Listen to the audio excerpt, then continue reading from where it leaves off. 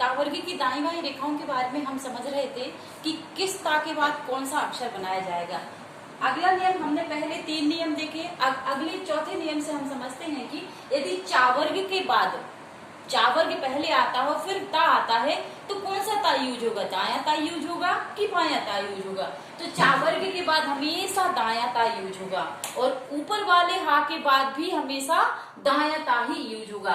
जैसे हमें चा के बाद चा पहले आया, चावर्ग के अक्षर च छ ज पहले आए और उसके बाद ता आया तो कौन सा बनाना अच्छा रहेगा।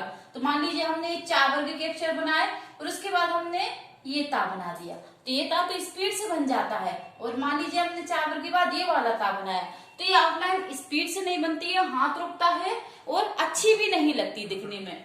इस कारण हमें हमेशा चावर्ग के अक्षरों के बाद हमेशा हमें दायां ता ही बनाना पड़ेगा। दायां ता स्पीड में बनता है और अच्छी आउटलाइन बनती है। अब आता है सद, अगला अक्षर सद, तो दाएं ता का यूज होगा इसमें। यदि हम दायां सा बनाएंगे तो दायां ता ही यूज होगा और यदि हम बायां सा बनाएंगे तो बायां ता या दा यूज होगा। तो ये हो गया हमारा सद।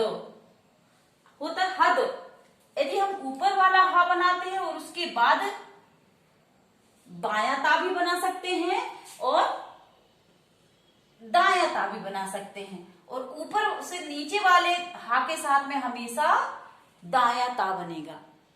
इन दोनों हा के साथ हम दोनों ता तो बना सकते हैं लेकिन किसी में हाथ रुकता है, कोई आउटलाइन स्पीड से बनती है तो जो ऊपर से नीचे वाला हा बनाएंगे वो हम हमेशा उसके साथ दायां ता बनाएंगे।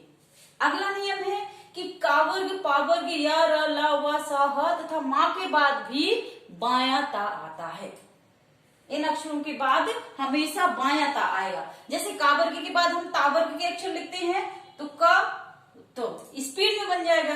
यदि हम दायां ता बनाएंगे तो हाथ रुकेगा, स्पीड में नहीं, हमारा हाथ आगे नहीं बढ़ेगा, स्पीड में नहीं बन पाएगी आउटलाइन। इसलिए हमें इसमें दायां ता यूज करना है, बायां ता यूज करना है। पावर्ग के बाद भी हम बायां ता यूज करेंगे, या के बाद भी बायां ता यूज करेंगे, ऊपर वाले रा के बाद बायां ता लिखा जाएगा, ऊपर वाले ला के बाद भी बायां ता लिखा जाएगा और वाह पाफा बाभा के बाद भी हम बायां ता वर्ग का यूज करेंगे। बाएं सा के साथ बायां ता और दाएं सा के साथ हमेशा दायां सा, इनमें ये वाला नियम आएगा। और ऊपर से नीचे से ऊपर वाले हा के बाद में बायां ता और ऊपर से नीचे वाले हा के बाद दायां ता। इन दोनों अक्षरों में अलग अलग नियम लगेंगे। माँ के बाद हमेशा बायां ता ही अच्छा लगेगा। माँ के बाद दायां ता बन तो जाता है लेकिन हाथ रुकता है, स्पीड से आउटलाइन नहीं बनती और कभी कभी आउटलाइन समझ भी नहीं आती। तो माँ के बाद हमेशा बायां ता बनेगा।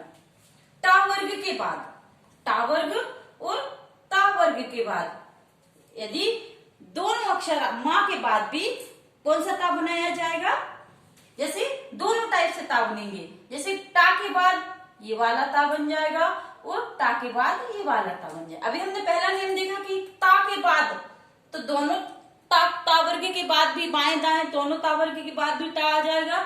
इसी प्रकार ता के बाद भी दोनों प्रकार के दाएं बाएं ता आ सकते हैं। इन वाले ता में भी यही है कि यदि ता के साथ यदि बायां ता है तो बाएं ही ता बनेगा, दायां है तो दायां ही बनेगा। यदि बाएं के साथ दाएं बना देंगे तो अच्छी आउटलाइन नहीं बनेगी। माँ के बाद भी है तो माँ के बाद हमेशा बायां ता ही बनेगा।